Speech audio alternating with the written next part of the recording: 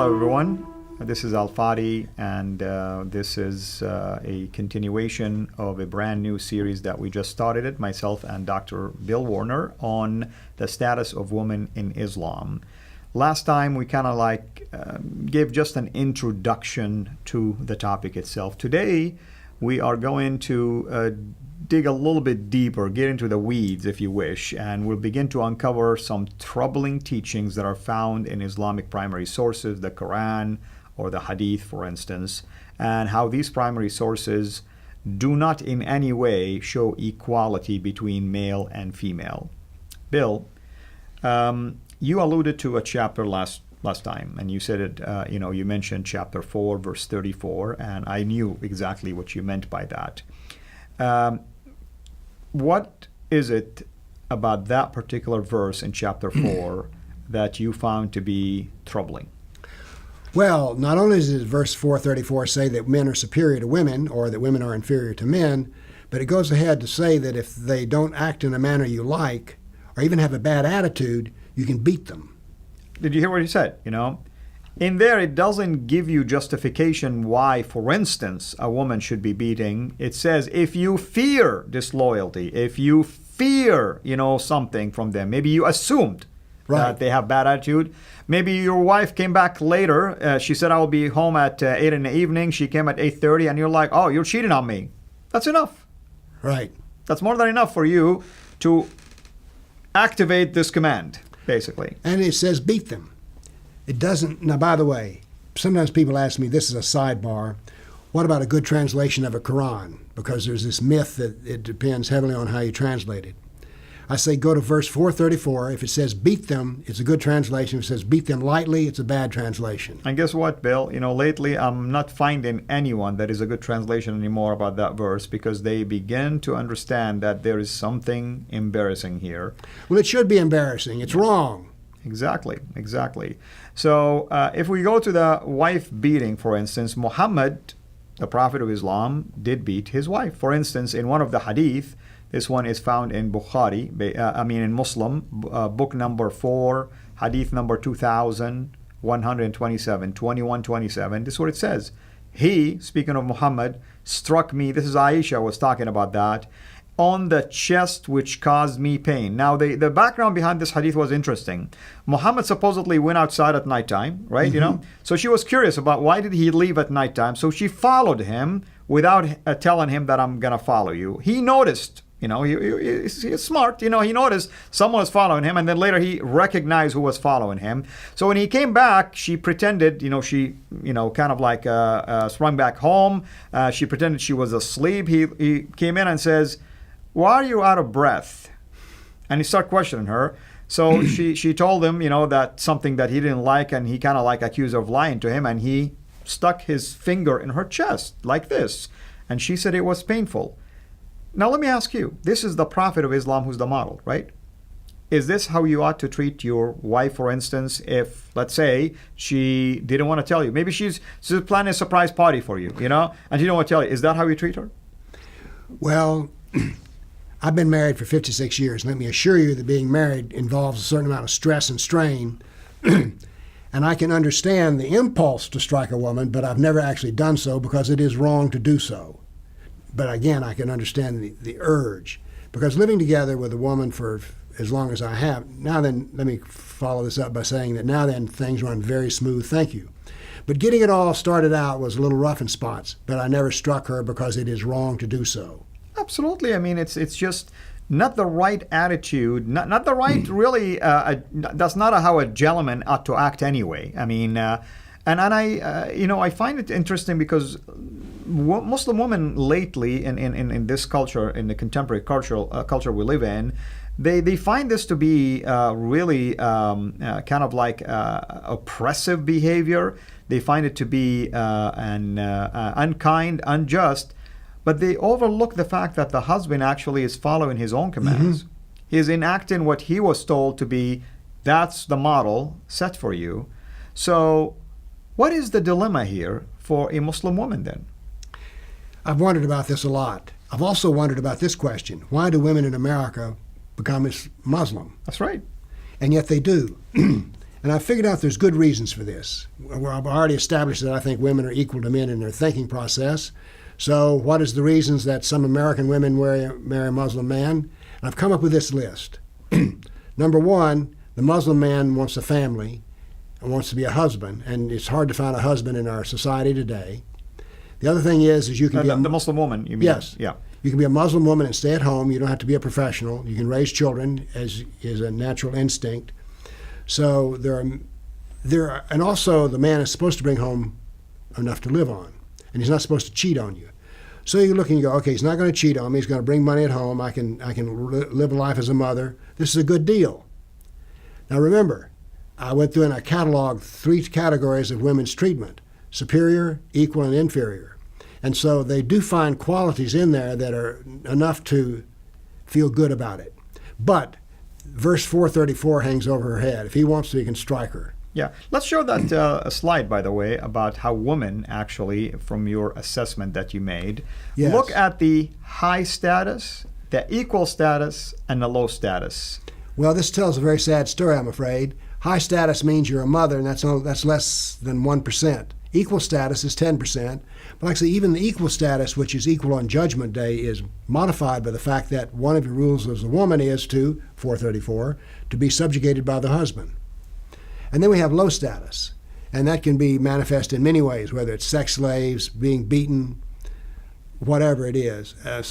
Earlier, I mentioned that one of the things I found most confusing was in the Quran, the husband is supposed to determine how long the baby will nurse at the breast, which is like, huh? Yeah. What? I mean, that's absurd on the face of it. Yeah, and that was from the Hadith, by the way. Yes. I mean, which is the teaching Now of let's go to the Muhammad. Quran. Let's show what the Quran says, actually, about also the status of women. That's so this, Hadith. This is based on 313 hadith, 31 Hadith. This is based on 12,066 words in the Quran that you searched. And there we have it. High status is 5%, equal status is 23%, and inferior status is only 71%. Only. Only 71%. Out of anything that dealt with women. So between the 2 primary sources, what Allah taught and what Muhammad taught, Yes. what is the conclusion then? Based on what we're seeing, the status of woman, at least as a low status, is the predominant Yes, status. it's predominant. Let me show you. There was a Palestinian woman who went to a Sharia court. This is how the mind can become subjugated. She said, "My husband beats me every day. I want a fatwa which says he can only beat me once a week." Wow. Think about the psychology of that. I only want my husband to beat me once a week. I don't know I don't know if they actually issued a fatwa or not, but I was just stunned by the fact that that was acceptable to her. They won't even issue that fatwa, of course. She probably will have a fatwa against her for daring to ask for a fatwa. Right. I mean, sadly. By the way, not only Muhammad, of course, demonstrated that he has the capability of pinching, his wife. His companions, meaning those who lived with him, okay? These are the ones that we lived with him, his contemporaries. He was alive, okay? And they were doing this. So let's take an example. Omar, the second caliph of Islam, found the Prophet sitting sad and silent with his wives around him. So Omar decided to say something which would make the Prophet basically cheer up a little bit, okay? So he wanted him to laugh, so he said, "Messenger of God, I wish you had seen the daughter of Kharija," talking about someone, "when she asked me for extra money, okay, and I got basically up and slapped her on the neck." This is the joke that he's telling Right. the Prophet. Cheer him up. He wanted to cheer the Prophet up by using a story that the one that was with me, the woman, asked me for extra money, so my reaction was I stood up and I slapped her. Now let's see how the reaction of the messenger. The messenger probably would have said, "I can't believe you said something like this in front of my wives. Beside, how can you treat women like this?" That's the Prophet, right? This would have been the perfect opportunity for Muhammad to set what? The model. Yes. For others to do. So this, the God messenger laughed and said, "They are around me, as you can see, asking for extra money." So in other words, Omar, what a brilliant idea that is. Should I go and slap each one of them right now? Is this how a leader should model his teaching to his own companions? We can talk should or should not, but the fact is he did it. And by the way, for the viewing audience, they need to understand that the companions of Muhammad are similar to the apostles of Jesus. That's right, exactly. That is, some of what they said and did is also viewed as perfect behavior. Because they were the ones with him. Yes. They saw how he acted and they tried to mimic it. Right. Exactly. And I know some people are going to complain and say, oh, that never happened. Okay, here's the source. Mishkat al-Masabih, volume 2, page number 690, okay? And Muslim, basically, hadith, book number 9, hadith number 3506. Hadith number 3506. Just in case. I don't want to get accused of fabricating things. I'll tell you, Al, in our business, we don't need to fabricate anything because the reality of it is outrageous enough. That's right. So this is one topic that probably many people watching us right now, especially female, going to be very troubled by it. Now, here's another topic, the topic of inheritance in Islam. You've done, I'm sure, some studies on it. You know that the Quran says that the share for a male is twice as much as a female. When you first came across something like this, how did you react to that? Or how did you process something like that? Well, since I have daughters, I thought it was very unfair. But that is what it says. So that when I say it's not fair, it's fair to what I believe in, not what the doctrine believes in. That's right.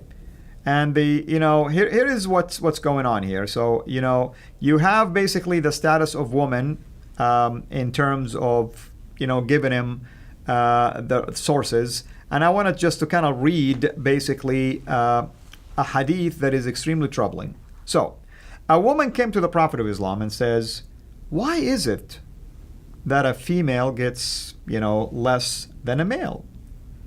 You would think the Prophet would have says, let me consult with Allah, or, I'm going to pray and may the Lord send me some wisdom in how to respond to this.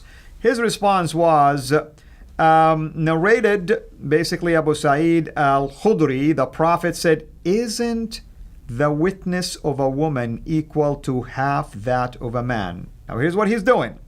His answer was from the Quran using another passage that says, if you go to court and you bring witnesses with you, guess what, folks? You can bring 2 men, that's acceptable. But let's say you couldn't find 2 men. You can bring 1 man if you find one. But what about the other man? You bring 2 women to substitute for him. So Muhammad used that example. He said, isn't the testimony of a female basically, half of that of a man, or testimony of a man equal 2 of a woman? And here is the answer. Why is that? The woman said, yes, of course. But she's still waiting for the answer, of course. His answer was, this is because of the deficiency of a woman's mind. Mm-hmm. This is the Prophet of Islam who's the model for mankind, a mercy for mankind, actually. That's how he was described. This is a very interesting hadith which we're getting into because it describes if you had to give one item which would summarize the way women are treated in Islam, the hadith we're discussing here would be that. Because he goes further to say that the majority of hell will be filled with women. That's right. I mean, how inferior can you get? Because they were not grateful to their husbands. That's right. You see, the criteria of husband is used a lot, especially on Judgment Day, actually. Yes. Now, theoretically, on Judgment Day, the man and woman are equal, judged by their works. But, keep coming back to this, part of what the woman is to be judged by is how well did she obey her husband. So that's part of her works. That's part of her works, is to subjugate herself to the husband. Absolutely. And I've wondered how many women who have been beaten or badly treated in a marriage who are desperately just looking for death in order they can get Judgment Day justice, because they're not getting it now. The Palestinian woman who wanted to only be beat once a week, that is not justice. That's right. That's right. And by Deficiency the way, in her intelligence. Absolutely. Of course. I mean, there is a lot of women that we know in our lives, of course, who are extremely intelligent, more than capable to run organizations. They have their own ministries. I know some of them. They go to college. They are performing extremely well. To say something like this about them, how is that going to encourage them? How is that going to make them feel self-sufficient? How is that going to make them feel good about who they are and what is their purpose in life? I mean, you compare this to other teaching, a Muslim woman who truly thinking through these kind of teachings can conclude right away that my purpose in life is to please a man. Exactly. That's pretty much what it is. Exactly.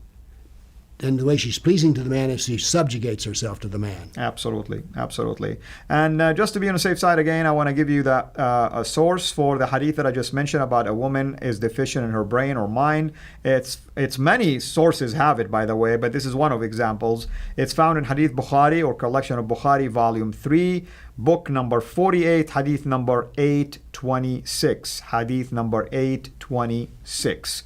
Bill, there's a lot to talk about, and maybe when we come back again next time, we will explore other aspects of how women are being treated in Islam. Is there anything else you want to add to what we have covered so far?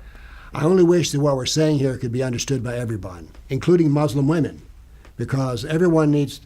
What you and I are saying is Allah and Muhammad said and did these things, and this establishes what Islam actually is, not what we like to wish it would become, but what it actually is. That is, what we're doing here is fact-based reasoning. Absolutely. Absolutely. And I hope everyone here watching us will also do their fact check on everything that we are sharing with you. Until we meet again, have a blessed day. Thank you for watching. Please like our video, and we encourage you to subscribe to our YouTube channel, Seerah International. And be sure also to click the bell so that you receive notifications whenever we upload new videos into the channel.